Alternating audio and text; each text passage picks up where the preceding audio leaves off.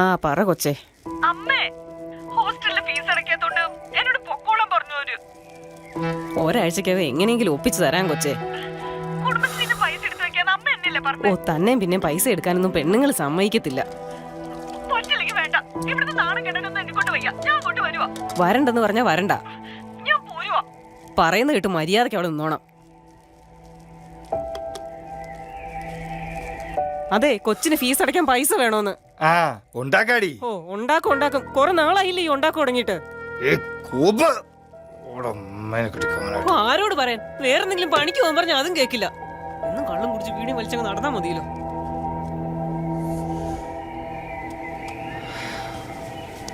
ഞാൻ ചോദിച്ചായിരുന്നു, ആ കേസ് നടപടി ആയില്ല. ചേട്ടനെ പറഞ്ഞല്ലേ, പക്ഷെ ഒന്നും ശരിയായില്ല. ഇരിക്കും നമ്മുടെ കണ്ടപ്പനല്ലയോ? അതേ കണ്ടപ്പനാണല്ലോ.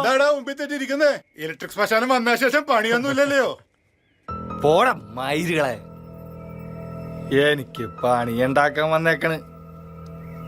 വല്ല കാര്യമുണ്ടോ ചേട്ടനോട്? ഞാൻ പറഞ്ഞല്ലേ, ഈ തെണ്ടിയുടെ കാര്യം മിണ്ടാൻ പോയി ചെറ്റയുടെ കാര്യം സംസാരിക്കേണ്ട ആവശ്യമില്ല.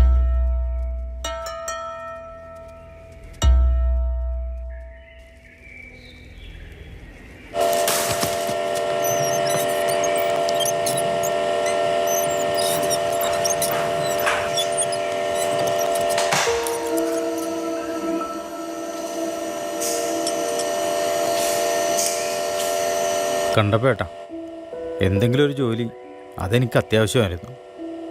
എൻ്റെ വീട്ടിലെ കാര്യം ചേട്ടന് അറിയാവുന്നതാണല്ലോ. അതേടാ, പണ്ട് കുഴുകുത്താനും ചാരം മാരാനും എരിക്കാനും ഉണ്ടായിരുന്നപ്പോ പഞ്ചായത്തിൽ നിന്ന് ഒരു നാറുകൾ ഇങ്ങോട്ട് കണ്ടിട്ടില്ല. അതല്ല, ഇപ്പോഴും ചേട്ടൻ്റെ കയ്യിൽ തന്നെ ഉണ്ടല്ലോ. ചേട്ടൻ ഈ പറയുന്ന ഏതെങ്കിലും ജോലിയിൽ ഞാൻ കൈയെടുത്താൻ വന്നിട്ടുണ്ടോ? ഇല്ലല്ലോ. പിന്നെ എന്തിനാണ് ചേട്ടാ എന്നോട് ഇങ്ങനെ ദേഷ്യം കാണിക്കുന്നത്? എനിക്കാരോട് ദേഷ്യം? എനിക്ക് എന്നോട് തന്നെയാ ദേഷ്യമുള്ളൂ. ദേഷ്യപ്പെട്ട് പെടുന്നത്.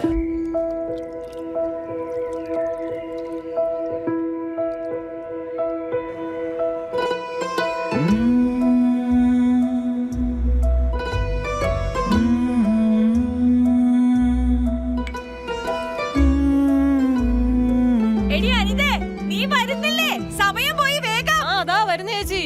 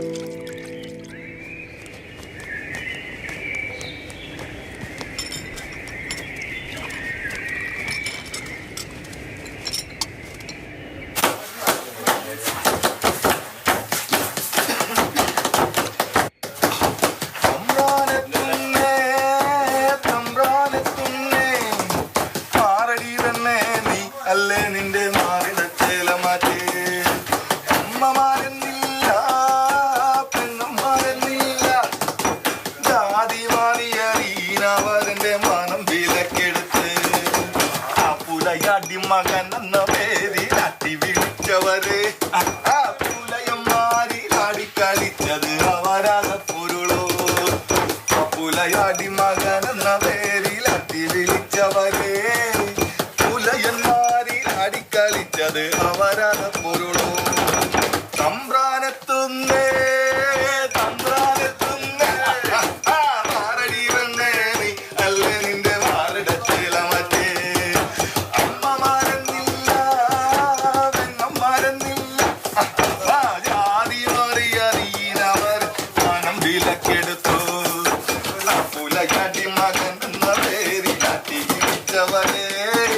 പുലയന്മാരിലാടി കളിച്ചത് അവരാണ് പൊരുളൂ. പുലയാടി മകൻ എന്ന പേരിൽ അട്ടി വിളിച്ചവരെ പുലയന്മാരിലാടി കളിച്ചത് അവരാണ് പൊരുളൂ.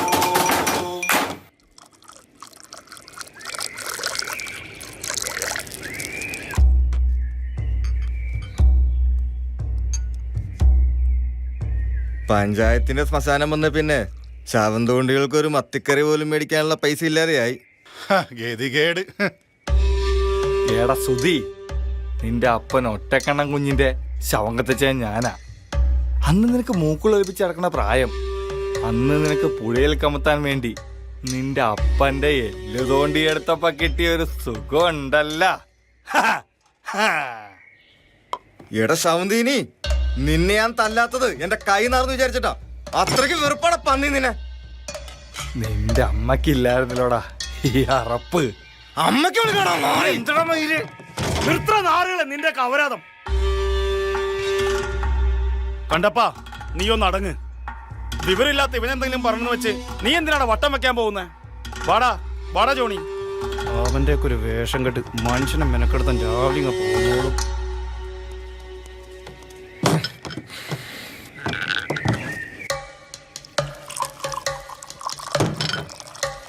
എടാ ഒറ്റക്കണ്ണം കുഞ്ഞെ, നിന്റെ മകൻ എനിക്കിട്ടൊന്ന് കുണയ്ക്കാൻ വന്ന്. അവൻ എനിക്കിട്ട് ഉണ്ടാക്കണമെന്ന്. നിനക്ക് എനിക്കിട്ട് ഉണ്ടാക്കണോടാ? ഉണ്ടാക്ക്, കാണട്ടെ.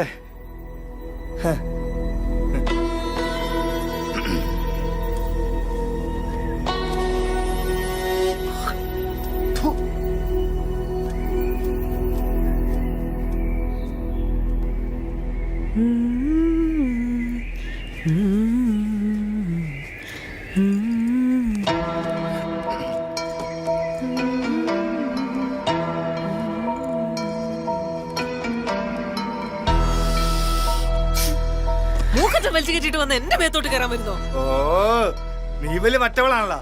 ആർക്ക് വേണോടെ നിന്നെയൊക്കെ മാറിക്കിടുന്ന ആരെയും അങ്ങോട്ട്.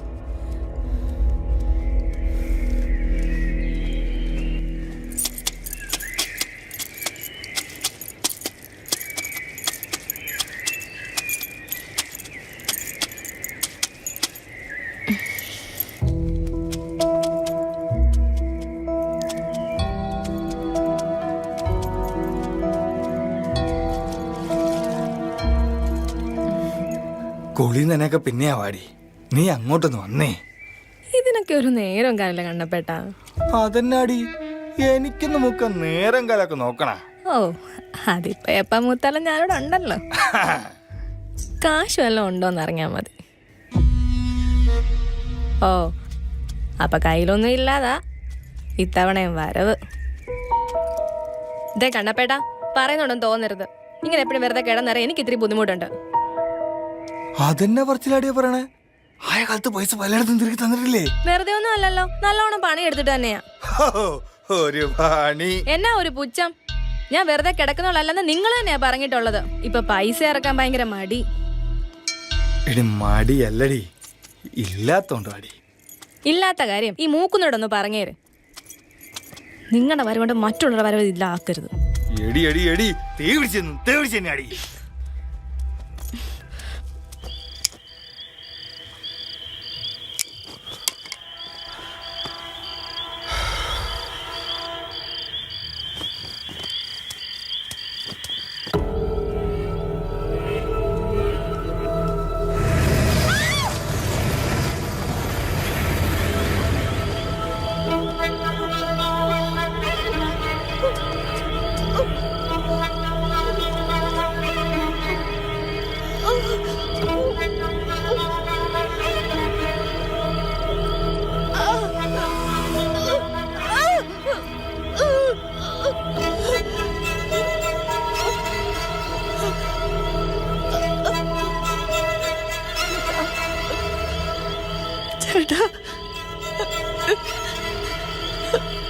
എന്തുവേണേലും തരേണ്ട, എന്നെ രക്ഷിക്ക.